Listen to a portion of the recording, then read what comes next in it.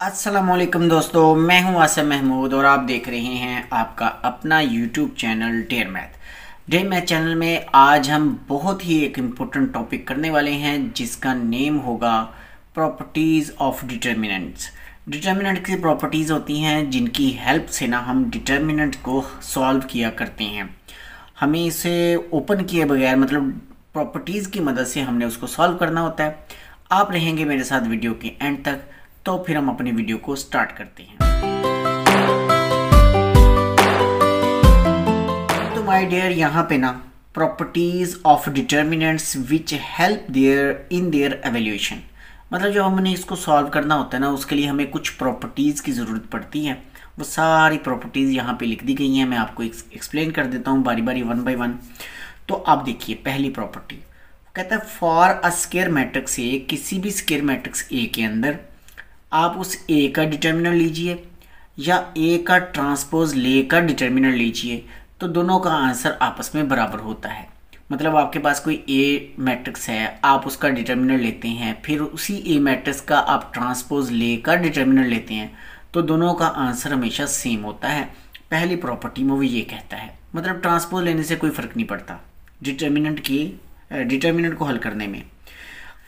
अच्छा जी, दूसरी प्रॉपर्टी में कहता है कि if in a square matrix A two rows or two columns are interchange, अगर हम दो रो या दो कॉलम्स को इंटरचेंज कर दें, उसकी जगह बदल दें, यानी कोई मैट्रिक्स है आपके पास, पूरे मैट्रिक्स की किसी एक रो को उठा के ऊपर ले जाएं, ऊपर वाली रो नीचे ले आएँ, या कॉलम एक उठाएं दूसरे कॉलम की जगह लिख दें, या दूसरे को तीसरी की जगह, कोई सी एक दफ़ा आप जगह बदल देते हैं ना, तो फिर क्या होता है।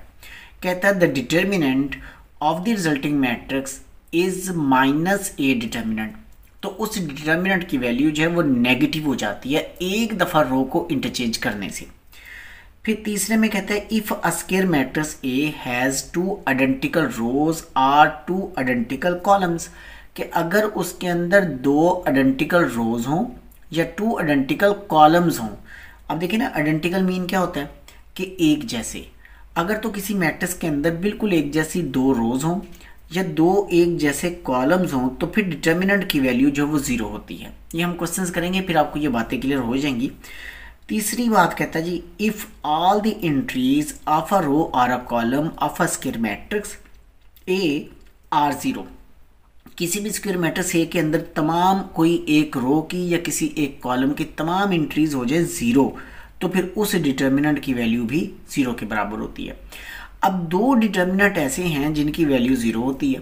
एक तो है कि टू रोज या कॉलम आइडेंटिकल हो जाएं, आइडेंटिकल मीन एक जैसे हो जाएं, और दूसरा कि कोई एक कॉलम या कोई एक रो की तमाम एंट्रीज ज़ीरो हो जाए, तो फिर उस डिटर्मिनेंट की वैल्यू ज़ीरो होती है।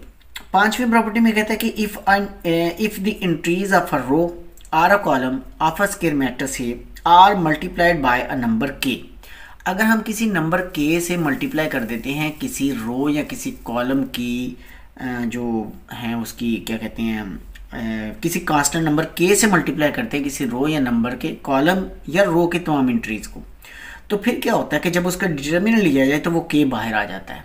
उस ए का डिटर्मिनेंट वैसे रहता है और के बाहर आ जाता है। अगर आप मतलब किसी एक रो या किसी एक कॉलम से किसी कांस्टेंट नंबर से हम मल्टीप्लाई कर सकते हैं। कांस्टेंट नंबर जो है वो किसी एक रो या किसी एक कॉलम से मल्टीप्लाई होता है, ये बात आपको याद रखनी है। इंपॉर्टेंट चीज़ यहाँ पे ये है। अच्छा, इसके बाद है जी, ये भी एक इम्पोर्टेंट प्रॉपर्टी है, ये इस्तेमाल होती है कुछ क्वेश्चंस के अंदर। If each entry of a row और a column of a square matrix consist of two terms, अगर कोई एक कॉलम हो वो दो टर्म पे कंसिस्ट करे, या कोई एक रो हो वो दो टर्म पे कंसिस्ट करे, तो फिर कहता है then its determinant can be deter, तो उसके डिटर्मिनेंट को लिखा जा सकता है as the sum of two determinants, two determinants के सम में उसे लिखा जा सकता है। ये हम क्वेश्चन करेंगे, आपको सारी प्रॉपर्टी साथ साथ बताऊंगा मैं जी। तो माय डियर, यहाँ है पहला पार्ट जिसमें उसने दिया है 6 7 8 3 4 5 2 3 4 और इसे इक्वल करना है हमने ज़ीरो के। हमारे पास दो प्रॉपर्टीज़ होती हैं किसी भी डिटर्मिनेंट को ज़ीरो बनाने के लिए। हमने इस क्वेश्चन को डिटर्मिनेंट की मदद से हल करना है। उसने लिखा है क्वेश्चन के अंदर विदाउट एक्सपेंशन, एक्सपेंड किए बगैर आपने इसको हल करना है। तो फिर हम कैसे हल करेंगे जी, हमें कुछ इस तरह से इसको करना है कि ये ना क्योंकि ज़ीरो बनाना है, तो ज़ीरो बनाने के लिए हमारे पास होती हैं दो प्रॉपर्टीज़। एक होती है कि कोई दो रो या दो कॉलम एक जैसे बना लें, और दूसरी होती है कोई एक रो या कोई एक कॉलम की सारी एंट्रीज ज़ीरो हो जाएं, तो अब डिटर्मिनेंट की वैल्यू ज़ीरो होती है। मैं ना इसको लेफ़्ट हैंड साइड लिख लेता हूँ। लेफ्ट हैंड साइड में लिखी 6 7 8, फिर है 3 4 5 और 2 3 4।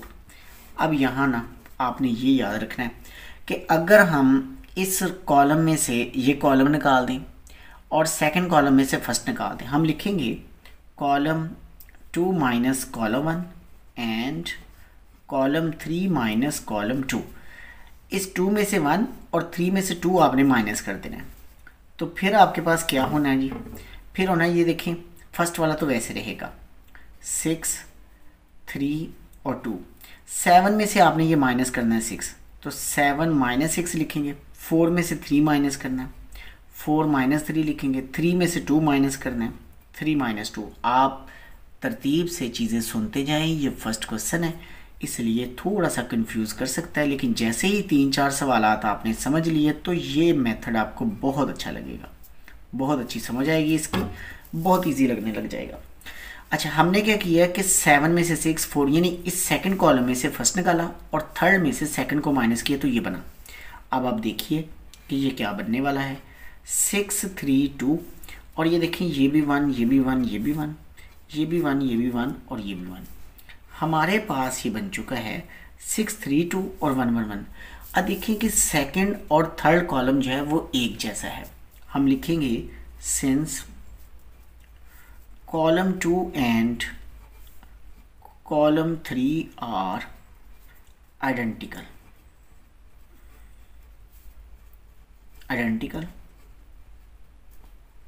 therefore value of determinant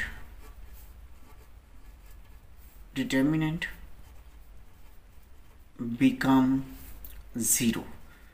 तो डिटर्मिनेंट की वैल्यू क्या हो जाएगी, 0 हो जाएगी। आप यहाँ इक्वल टू 0 लिख देंगे और यही हमारी राइट हैंड साइड हो जाएगी।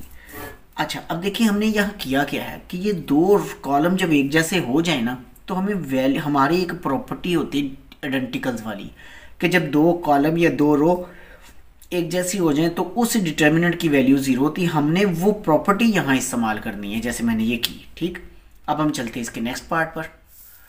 हाँ जी, पार्ट नंबर 2 है जिसमें हमने ना लेफ्ट हैंड साइड लिख ली, इसमें भी हमने इसको 0 करना है। 0 ये हमारे पास दो ही प्रॉपर्टीज़ हैं 0 करने की, रोज़ को आइडेंटिकल कर लिया जाए या कोई एक रो कोई एक कॉलम की तमाम एंट्री 0 कर ली जाए। अब देखें इसमें भी हम कुछ इसी तरह करेंगे कि दो रोज़ या दो कॉलम एक जैसे बन जाएं। इसमें अगर आप गौर कीजिए ना, तो मैं अगर इस सेकंड कॉलम को थर्ड कॉलम में ऐड कर दूं, अगर इसको उठा के इसमें ऐड कर दिया जाए तो फिर ये कॉलम और ये दोनों सेम हो जाएंगे। हम लिखेंगे बाय एडिंग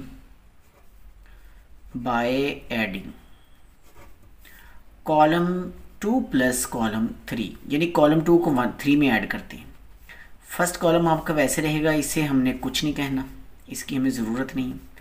दूसरा कॉलम भी वैसे रहेगा, इसे भी हमने कुछ नहीं कहना। और तीसरे में इस सेकंड को इसमें ऐड करना है।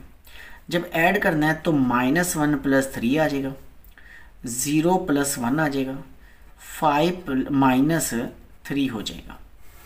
अब आपने क्या करना है जी, इसे लिखना है 2 1 2 3 1 - 3, और ये 2 हो जाएगा, ये 1 हो जाएगा, और 5 में से 3 माइनस करेंगे तो ये भी 2 हो जाएगा। अब आपने देखा कि फर्स्ट कॉलम और थर्ड कॉलम सेम है। देखिए 2 वो भी 2, 1 वो भी 1, और 2 और वो भी 2, यानी 2 1 2 2 1 2 सेम हो गया। हम अब लिखेंगे property since column 2 and column 3 are identical mean एक जैसा। therefore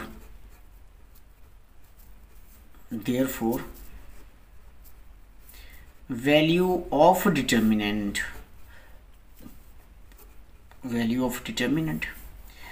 become 0।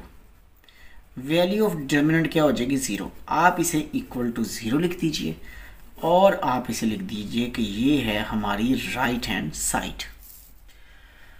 पार्ट नंबर 3 है माय डियर, इसमें भी 0 करना है। बिल्कुल सेम एक ही पैटर्न के क्वेश्चन है ये तीनों के तीनों। 0 करना है, इसमें भी आप रो या कॉलम किसी को भी आप कर सकते हैं। रो करें तब भी हो जाना है, कॉलम करें तब भी हो जाना है। हम इसकी पहले तो लिखेंगे left hand side. Left hand side में 1 2 3 4 5 6 7 8 9 लिख लें। अच्छा, इसके बाद आप यहाँ चलिए, अब हम रो करते हैं। हम लिख लेते हैं row 2 minus row 1 and row 3 minus row 2। हमने ना फर्स्ट रो तो वैसे लिखनी है 1 2 3। 4 में से 1 माइनस करेंगे तो कितना आ जाएगा, ये मैं डायरेक्ट लिख रहा हूँ। 4 माइनस 1 3, 5 माइनस 2 ये भी 3, 6 माइनस 3 और ये भी 3। अब 7 माइनस 4 ये 3 मिलेगा, 8 माइनस 5 ये देखें 3 मिलेगा, 9 माइनस 6 ये देखें 3। हो गया ना जादू, आपके पास सेकंड और थर्ड रो एक जैसी हो चुकी है। अब हम इसे सिर्फ प्रॉपर्टी लिखेंगे, हमें हल करने की ज़रूरत नहीं होती। हम प्रॉपर्टी जब लगाते हैं ना तो फिर हम हल करने की ज़रूरत है ही नहीं। हम लिखेंगे since row 2 and row 3 are identical. दूसरी और तीसरी रो क्या है, आइडेंटिकल। देयरफॉर